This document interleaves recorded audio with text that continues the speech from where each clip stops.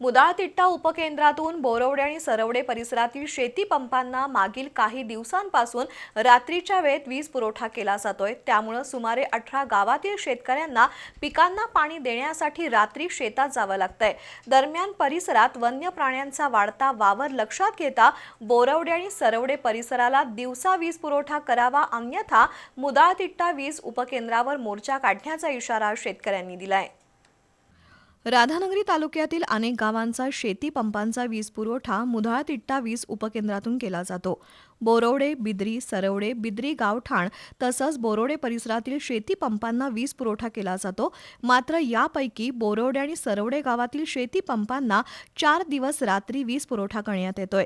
त्यामुळे परिसरातील शेतकऱ्यांना रात्रीच्या वेळीच वीज मिळत असल्यानं त्यांना अंधारात जाऊन शेतात पाणी द्यावं लागतंय। सध्या ऊस, भाजीपाला तसंच इतर पिकांना नियमित पाण्याची गरज असताना ही समस्या गंभीर बनली आहे। या भागात वन्य प्राण्यांचा वावर मोठ्या प्रमाणात वाढलाय।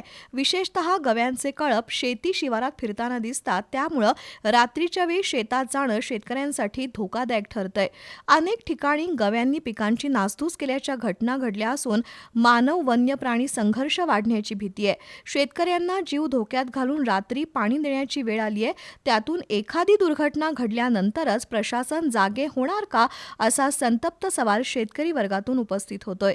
दरम्यान ही समस्या तातडीनं सोडवण्यासाठी मुदाळतिट्टा उपकेंद्रातील ट्रान्सफॉर्मरचं काम लवकर पूर्ण करावं, तसंच बोरवडे, सरवडे परिसरातील शेती पंपांना दिवसा वीज पुरवठा सुरू करावा, अशी मागणी शिवसेनेचे जिल्हाप्रमुख विजय बलुगडे यांनी केली आहे। याबाबत तातडीनं निर्णय घ्यावा, अन्यथा शेतकरी एकत्र येऊन मुदाळतिट्टा उपकेंद्रावर मोर्चा काढतील, असा इशाराही देण्यात आलाय।